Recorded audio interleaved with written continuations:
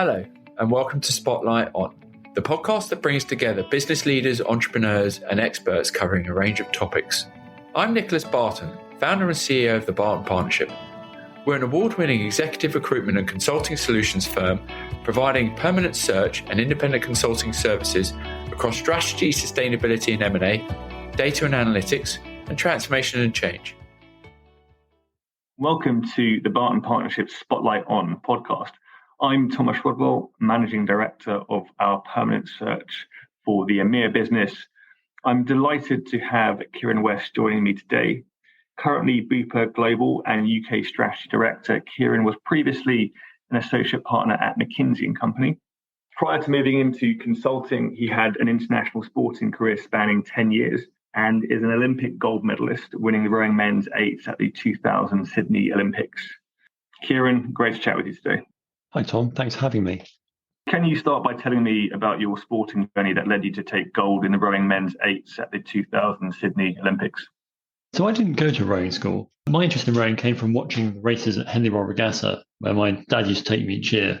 And I thought it looked like fun. So I persuaded him to take me to our local rowing club, Kingston Rowing Club, when I was 11 years old. I was a pretty good schoolboy rower.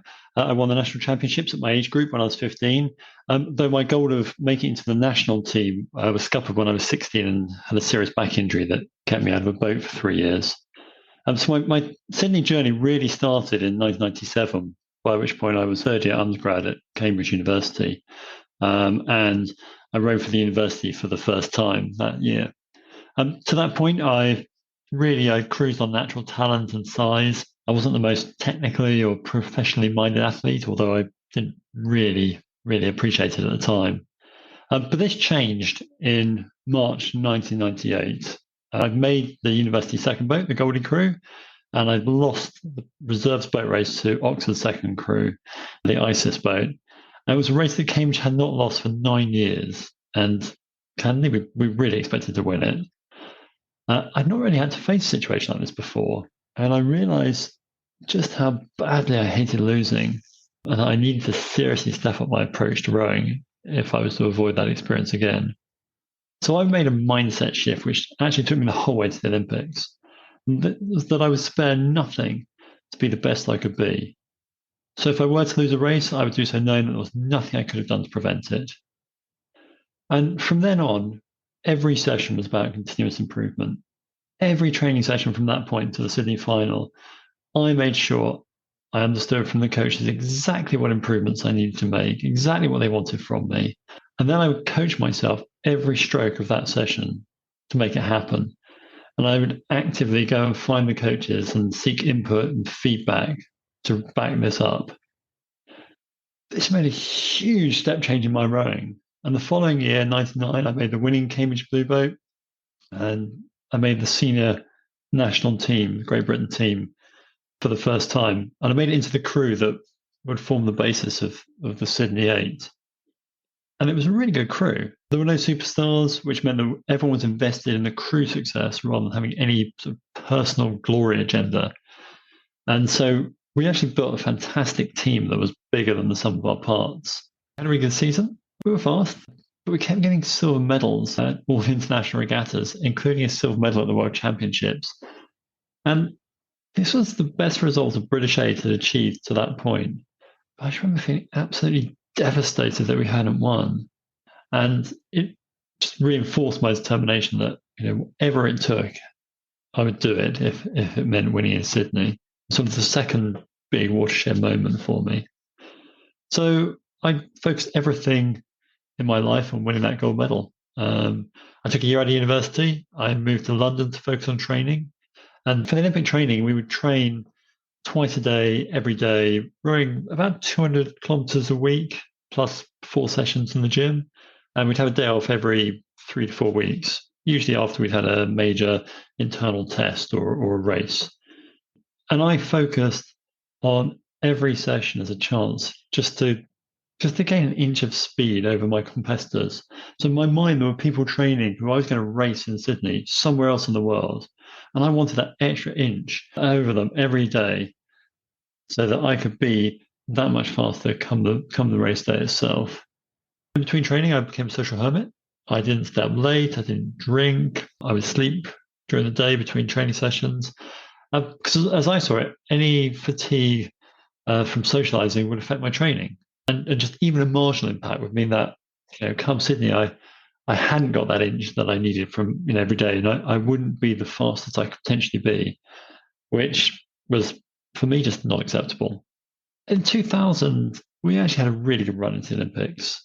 We won 2 of the 3 international regattas that summer, and turned up in Sydney having beaten everybody in the world that season, except the USA, who were the reigning world champions, but we hadn't raced them that year. And the way I saw it, we were in the best possible position, which is that if we had our best row, we could win the gold. And so the focus was on process, on doing what was needed to have that best row, how we needed to approach and execute our races to get the best out of ourselves. And we had a really good preparation, but we stuffed up our first race horribly. Looking back, we were far too focused on process and on rowing technically well, and we just didn't race it properly. So we lost to the Australians, who emerged that season as our main rivals. And I remember we were gutted that we let ourselves down, and our coaches were furious. And after the race, they told us in no uncertain terms that if we wanted to do dressage and row prettily, we could go to the equestrian centre. But if we wanted to stay here, we had to race. Luckily, rowing, the winners of the first race go directly to the final, but everyone else has a second repechage race to determine the rest of the places. So we had one more chance to get into the final. And we were so angry going to the repechage that we raced on just pure adrenaline. The plan kind of went out the window. We just blasted out the blocks with our cocks screaming at us, and it was the absolute antithesis of the first race. What we found is our technique had been so drilled into us that we just automatically rode well, and we just took the field apart and won it by a comfortable margin. And this is a real eye-opener for us. Technique was critical, but actually we needed aggression too. And that technique was there to channel that aggression possibly. Also, that plans don't always work. So we need to be prepared to adapt circumstances. And so come the final, we had a new race plan, and it was pretty simple. Go out the blocks unsustainably hard, just like the repechage, get out in front, dominate the race, and trust our fitness and our technique to see us home. We broke the race into 500-meter sections, each about 80 seconds or 50 strokes. And so for the first one, blast out the start, settle into a fast pace, get to 500 meters, push for 30 strokes, settle again, up a gear at 1,000 meters, go for it, break the field apart or break ourselves apart trying. And then 1,500 meters, it's 10 strokes to get us home. And it was risky. We might run out of energy. If we go out too hard, this is a 5.5-minute race, and you can easily blow the tanks early. But our attitude, better to go for gold and get nothing than play it safe and get a silver with a big sort of, what if hanging over us for the rest of our lives. I'm really pleased to say it worked. We shot off, we got an immediate lead, we extended it at 500 and extended it even more at 1,000 meters. And in the boat, I had my head down and I was just thinking about execution of the plan. Going as hard as I could. I was counting out sets of 10 strokes in my head from start to finish. And I looked up at 500 meters to go to see we were almost a boat length in the lead, which is unbelievable as a margin in an event where races are won by a few feet. It's like 100 meters in athletics. It's you expect it to be really tight. And so I just head down again and I just counted those sets of strokes out, sets of 10 till we crossed the line. And interestingly, my first thought on crossing the finish line was actually a tick in the box. We'd executed the plan properly and it had worked.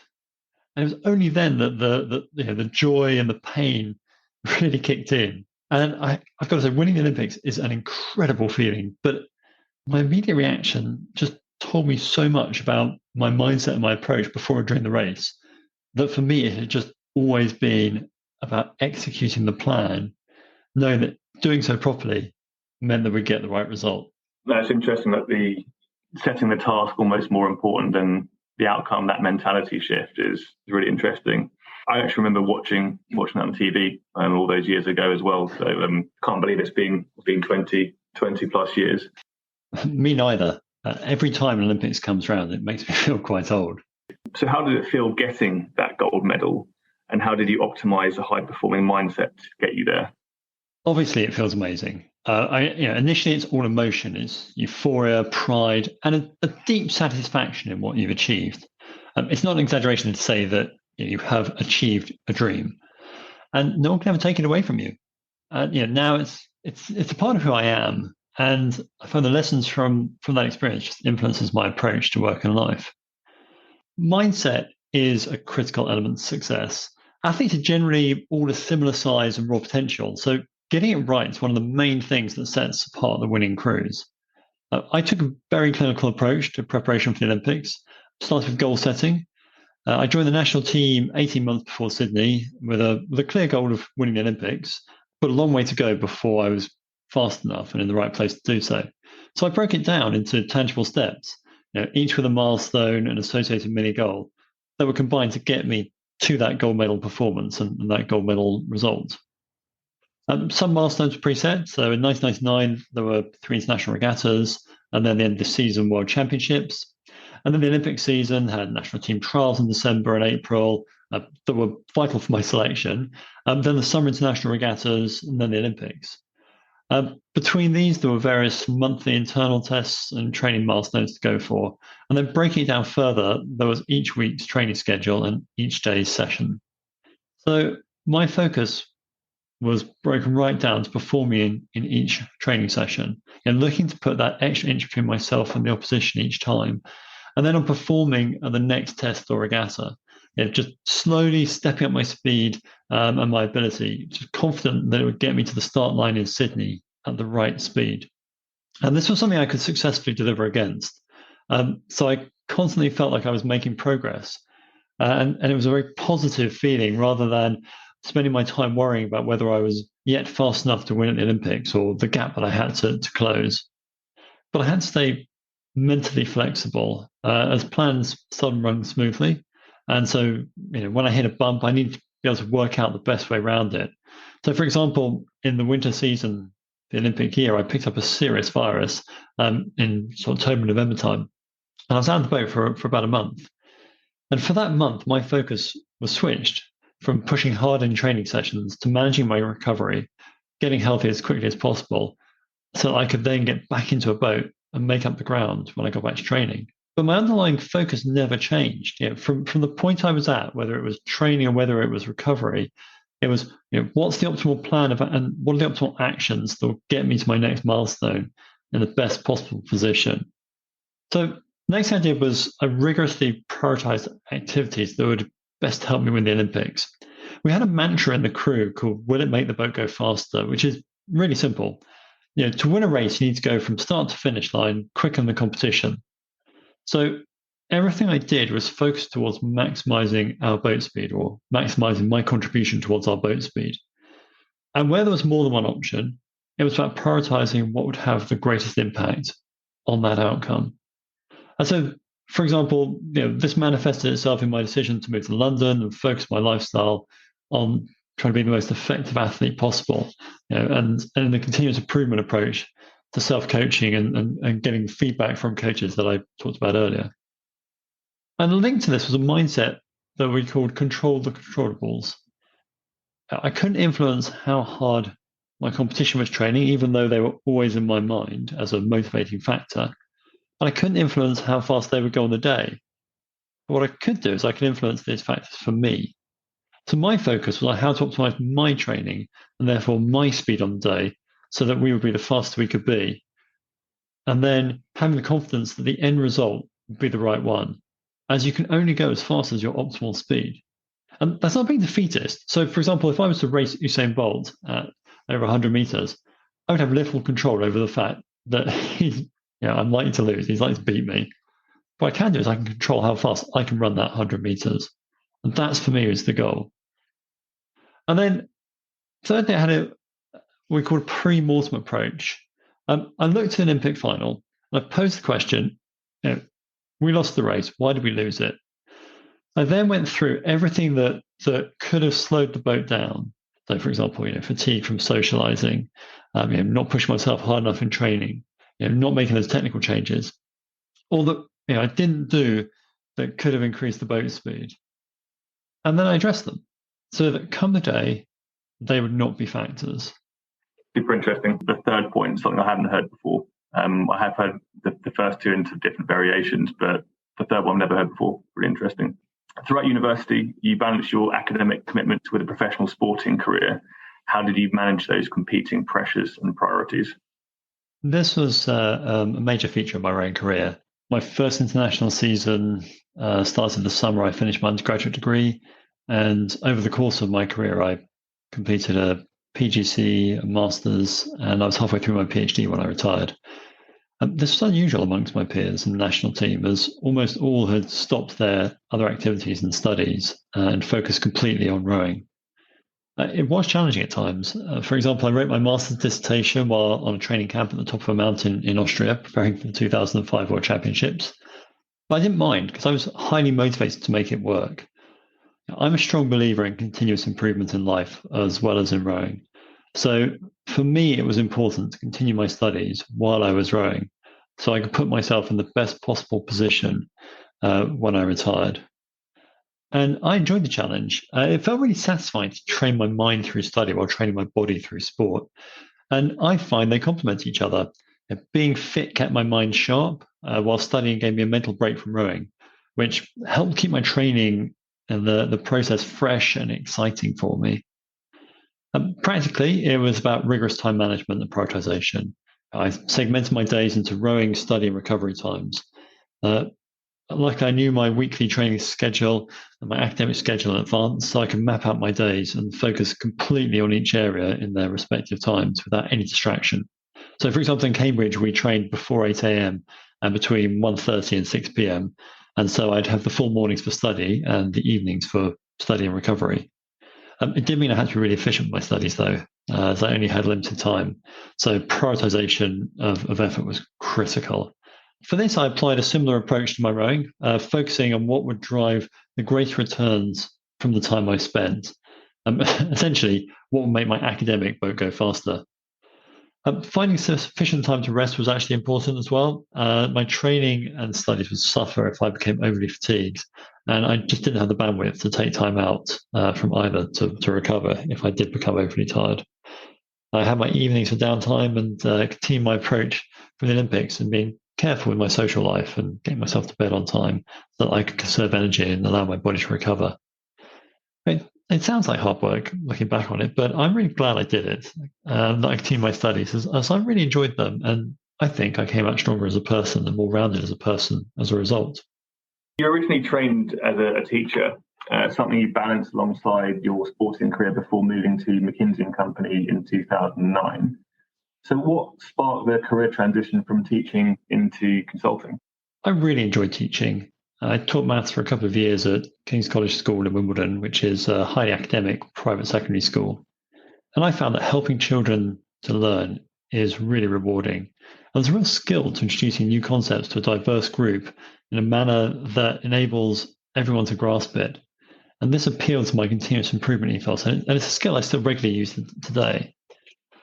Practically, it also fitted in well with my training, as the long summer holidays lined up well with the international racing season. So it gave me a lot more flexibility than most other careers would. I took time out of teaching to train for Athens in 2003, 2004.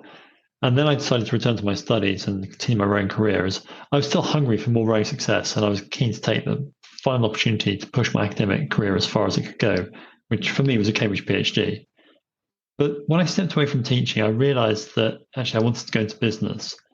I'm an ambitious, driven person who thrives on setting and delivering big goals. And I wanted to be the one going after those goals rather than the one preparing others to do so. For me, it's the difference between being a coach who has a vital role in preparing a crew, but ultimately the crew's success is down to the athlete's performance. And it's the athlete that puts themselves on the line to deliver. And for me, I was, and I still am, the athlete. So I approached my career with the same manner as my rowing. And my rowing career was built on understanding what it took to make a boat go as quickly as possible and then applying it. And so to maximize my skill set and ability to deliver business context, my goal was to learn as much as possible about different aspects of business and gain experience across as wide a range of industries as possible, so I can expose myself to best practices and build a broadish range of transferable skills, which I felt would give me the best possible grounding to lead any future aspects of business that I was involved in. And given this, McKinsey was the perfect fit. As a broad consultancy, it offered everything I was looking for in terms of industry coverage, in terms of international coverage, and it was the market leader. So it tied into my ambitions of always being at the top of any sporting, academic, or business profession that I was involved in. And I also felt that it would push me hard to step up and to be at my best if I was to succeed. Out of interest, was it a very easy transition once you'd stepped into that role? It was a steep learning curve. I had the challenge of rapidly building my business knowledge. So, for example, relevant business models and industry-specific knowledge. But it worked really well. I proactively took the opportunity while at McKinsey to work across as many industries as possible. So, healthcare, retail goods, FMCG, pharma, oil and gas, agrochemicals, really diverse range, which is why I'd gone there in the first place. And I built myself a broad skill set through experiences across a wide range of disciplines, again, looking for diversity in my projects. So including operations, organization transformation, strategy, product development, procurement. Again, broad as possible, very deliberately. And I really enjoyed the challenge of doing so. It gave me the broad experience I was looking for. So, when faced with any business problem, whether at McKinsey or subsequently, I can bring a breadth of industry and functional knowledge, which I think provides a more well-rounded and impactful solution than if I'd just been very narrowly focused while there. I'm also able to bring the skills learned from my teaching and sporting experience, as the fundamentals behind helping someone to understand new concepts and ideas are very similar in teaching, consulting, or business. So first understanding how it works, often from first principles, then communicate the explanation in an accessible manner that the audience can understand. The best rowing coaches were the same as good teachers. They didn't just tell you what to do, but why it was important, how to do it, so that you can maintain that change when they weren't there. So, when providing leadership and advice to teams and colleagues, at McKinsey and subsequently, I already had a good grounding in those core skills required to help gather the skin of issues at hand, which made the transition significantly easier. Really interesting, really insightful. And your international sporting career spanned 10 years.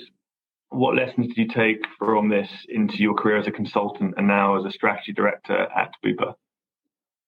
There's a lot of transferable skills between sports and business, and I've already touched on a few areas. So in terms of goal setting, time management, focus, prioritization, continual improvement, and communication.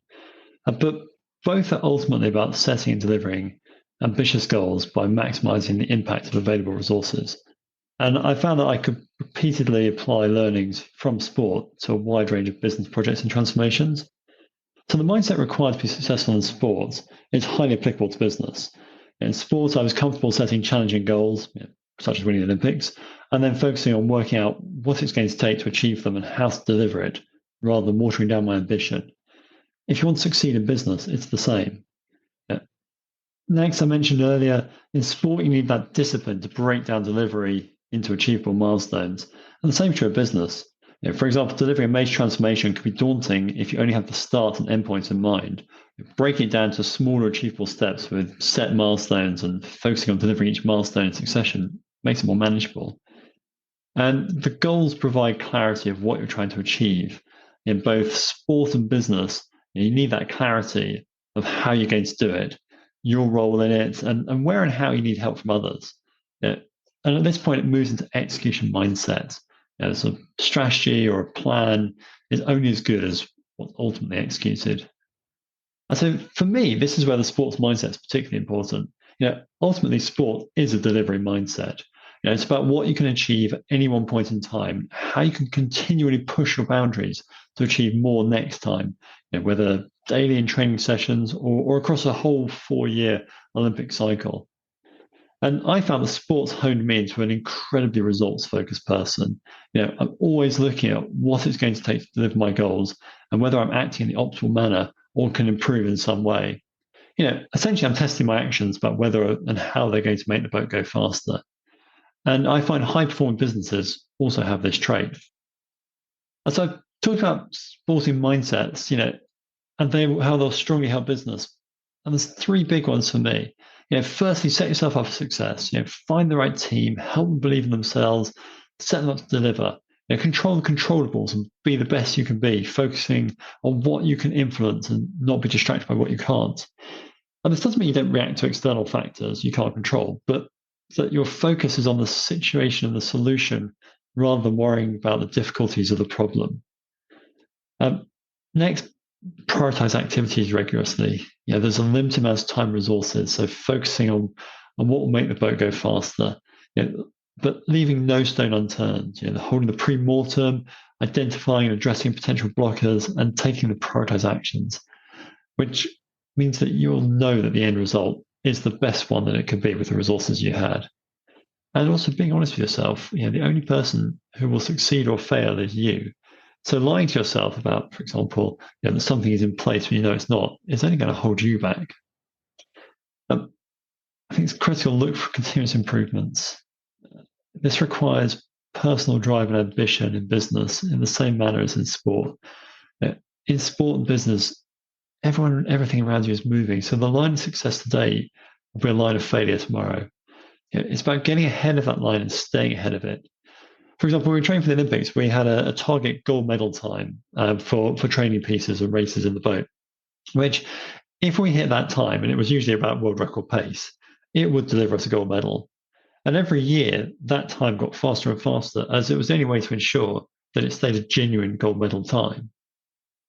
And so continuously monitoring progress against the delivery of each milestone is critical, in the same way as continue monitoring yourself in the boat in terms of speed, and that you're on track to deliver the end goal.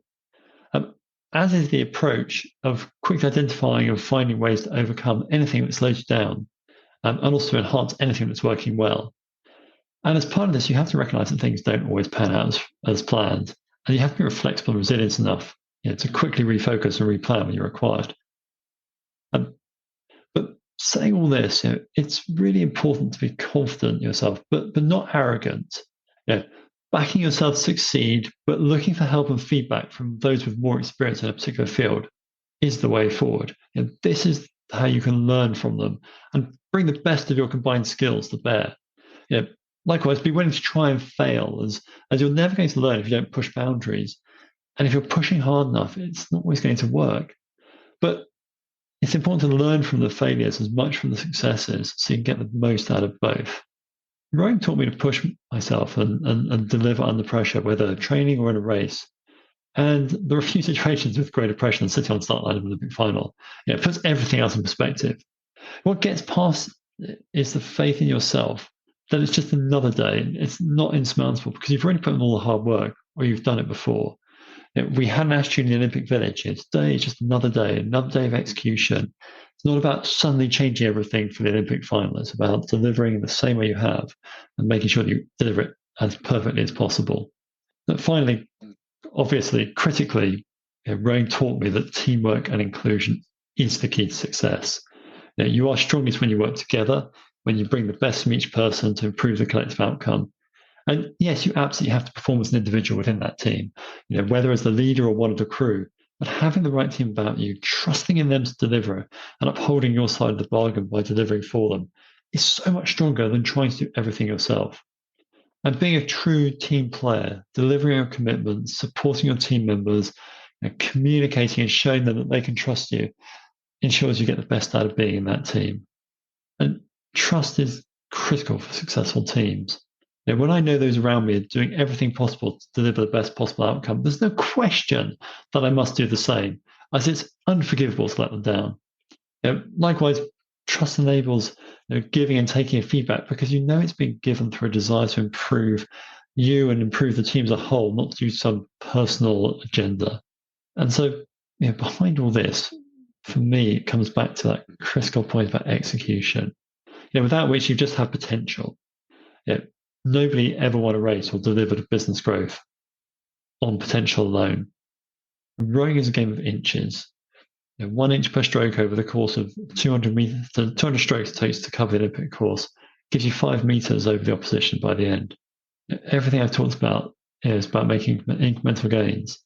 We didn't start the season by throwing everything in the air and trying to learn to row from scratch. And we made repeated small changes across a wide range of aspects of our stroke and training, each which gave us a small improvement and combined and led to a major change.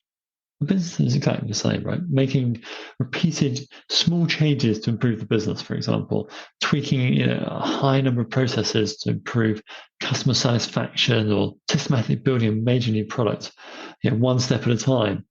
It's about lots of small incremental changes, each with a clear purpose and a strong execution behind it to deliver your goal. I actually remember reading a book. It's called Peak Performance. Co-authored one. First author is an ex-McKinsey CEO. The second author is an elite athlete, and they draw very similar conclusions, which is really, really interesting. I think it's Sir Clive Woodward. He did a Barton Partnership annual conference, and he led on, I think he called it Winning Edges, which was just mini improvements throughout the entire squad, whether that's nutrition, speed, body fat percentage, all these little things that added up to make a big impact. Fascinating stuff. Absolutely. And really importantly, he had his squad bought into it. So that point about engagement and inclusion and trust is critical. He was asking them to make small changes. They had faith in him. They have faith in each other, which was my experience in the Sydney 8. Because of that, when he asked for those small changes, they did them and they added up. So that trust element, that leadership element was so critical. Thinking about motivating and coaching teams, what does good leadership look like to you, and how has your sporting career shaped your leadership style? For me, good leadership is fundamentally about setting the environment in which a team can fulfill its potential and maximize its performance. So over the course of my rowing career, I was part of well-led teams that outperformed against expectations and successful outcomes. And unfortunately, I was also part of poorly led teams which consequently underperformed. And leadership starts with the goals. And in sport, goal setting appears more straightforward than business. It was a clear goal, for example, winning the Olympic final, a clear time frame as the date's been set in advance. Translated to business terms, this is essentially smart goals. They're naturally specific, measurable, actionable, realistic, and timely. But the lesson is not to be afraid to set the big goals up front and back yourself to deliver them. This does need to be tempered with reality, but nobody won the Olympics by setting the goal of making the final and then surprising themselves to a gold medal on the day. And so it's about delivery. To deliver this, a good leader first needs to select a good team, as its membership defines the team's potential to deliver its goals. There's a reason football clubs spend so much money on transfers each season. And this is easier in sport than in business, as each season starts with a blank sheet and you can move people in and out of crews to test different combinations pretty easily, and it happens pretty regularly. But it's critical to get right, as success ultimately rests on their ability to deliver as a team. In rowing, there are some obvious factors such as physical build, experience, and mindset. For example, their willingness and ability to learn, teamwork orientation, motivation, and willing to push themselves. But also how well they fit together as a team, so that it becomes more than the sum of its parts. It's not the case of picking the best individuals, but of picking those individuals that will combine to make the best team. And for this, diversity is as critical in sport as in business. You want that range of backgrounds, experiences, and ways of thinking in a team, as it's a real asset, as it gives you more ways to solve a problem, more sets of best practices to draw upon. And also the range of personalities makes it a more enjoyable experience. So it becomes a tighter unit. There's an old saying that a champion team beats a team of champions. And we proved it in Sydney with our group of lower profile athletes who were focused on building the fastest team possible. A good leader gets to know their team, and that really helps this as they understand their individual strengths and weaknesses and how they can best combine to maximize their effectiveness as a group. And so once you have your team, good leadership is about getting the most out of them, which is setting up the environment in which the individuals can thrive and the team can achieve its full potential and deliver its goals. And it's all about inclusion, so that all team members feel an equal part of the team and are free to bring their best of themselves to the team. And it's about giving them accountability and expecting them to deliver, but about supporting them to do so. It's critical that the individuals come together and build a common culture of trust and delivery. We were strong in Sydney because we were all committed to achieving our goals as a team. We all supported each other, we pushed each other, we felt responsible to the other members of the crew to individually perform, and we trusted each individual was doing everything possible to maximise their impact for the crew. And this required each of us to have the right mindset to perpetuate that culture. But it was a setup and it was reinforced by our coaches who emphasised the importance of trust and teamwork continuously. And embedded in this was a culture of continuous support and improvement. Strengths and development goals were identified on an individual basis with coaching and feedback. Time was invested in providing each member of the crew with the input that they needed to maximise their potential. Whether technical coaching, strength coaching, dietary advice, whatever was needed. The focus was on how to improve each member of the crew. And because it was a nurturing environment, we looked to take as much as possible and trusted that any feedback, positive or negative, was given with the best intentions, make each of us a better individual and collectively for the boat to go faster. And related to this, the best coaches I worked with, were always looking externally to how they can improve us as a crew. What expertise and advance in technology or training or diet or any other element they could bring to the project. Like the crew, it was about continuous improvement for them and delivering the best possible end result rather than their personal glory. And so they were willing to bring in experts wherever relevant. So, our lead coach in Sydney, for example, brought in other coaches to coach on specific aspects of the crew and to get a new perspective on us. Whenever they saw the opportunity, it was again, what can they bring to improve us as a crew? In addition, there was a safe space created, which we as individuals, as a crew as a whole, could try out new changes, technical changes without fear of repercussions if they weren't immediately successful. Our coach protected the crew from outside selection interference, which gave us the freedom to try new race plans and make changes in training in some of the early season races without worrying that we were going to lose our seats if we had a poor result. And this took away our fear of failure and really allowed us to experiment with new ideas, some of which worked and some which didn't. But by going through the process of trial and learning, we came to a better net result than if we just stuck with what was safe. And backing this up was constant communication within the crew and between the crew and coaches, so that we all knew our goals, our priorities, our focus, our progress, our next steps, what we could do to improve. And we all knew at any one time where we were going, how we were getting on and what we needed to do next. The best coaches were always approachable. They led by setting the goals, by picking the team, setting the training program, overseeing training and coaching the team, but they were always open to and actually welcomed and receptive to our input into any aspect of this. This inclusive culture has really strengthened the feeling of trust and buy-in to the system and ownership and empowerment amongst the crew. And because of this, we trusted our coaches. We trusted the program. We felt supported, able to experiment without negative impact. This enables us to focus on the important question of how can we make the boat go faster and how can we best execute our training program and the feedback we received and keep building towards our goal. And all of this is directly applicable to both rowing and business. And I've had the opportunity to see it in action in both settings, to apply in both settings over the last 20 plus years. From my time as president of the Cambridge Boat Race Crew in 2001, and subsequently in business through consulting and corporate teams, setting clear goals, finding the right people, setting up the conditions for us to thrive as a team, myself included, each with our roles to play, and continuously supporting and communicating with my teams in whatever way required to help us maximize our potential and deliver our goals. As with sport, it's about the team succeeding, and good leadership, for me, is about making that happen in the most effective, supportive, collaborative, and inclusive manner possible. Agree more. And finally, what advice would you give to someone kickstarting their career in the world of strategy? Strategy is a really exciting space to get into. It provides a broad grounding that helps you understand exactly how a company works and what should be done to deliver its objectives, whether these are financial, operational, growth, or customer focused. It's necessarily intellectual, collaborative, and practical, and it requires working with leaders and teams in the relevant business areas to identify what they should do and how they should do it. Because As with sport, strategy is about setting goals, making plans, and working with teams to deliver them. I see the role as identifying the issues to address or enhance, setting the appropriate goals and ambition, ensuring everything's set up to deliver, and then leading that delivery of execution or supporting the appropriate leaders to do so.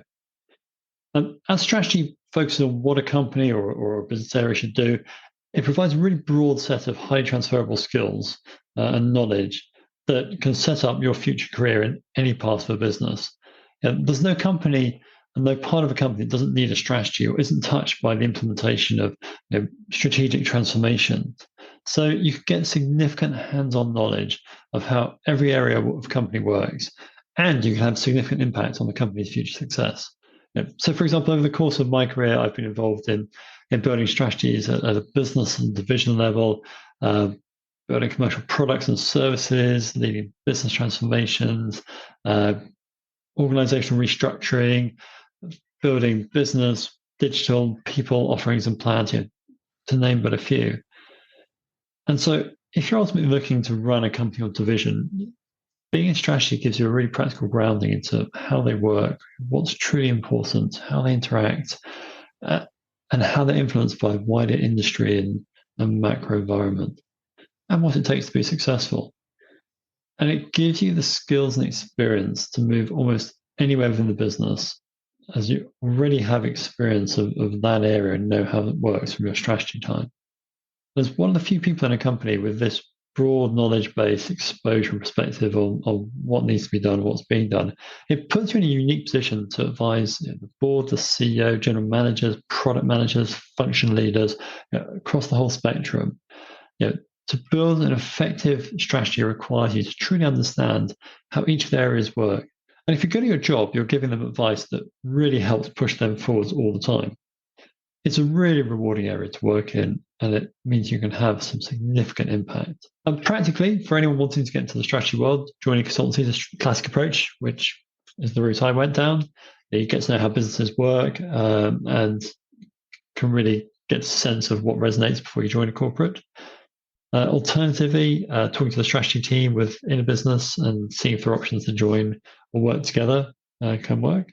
I often have inquiries from within the business, people looking to work with or potentially join my team. Bottom line for me is it's a great place to be. And the skills that you learn and apply on a daily basis in strategy make it a springboard into a wide range of business areas. And so I'd highly recommend it as a place to work at some point in anybody's career. Super. That was really interesting. So thank you. Thank you. It's been a pleasure talking to you.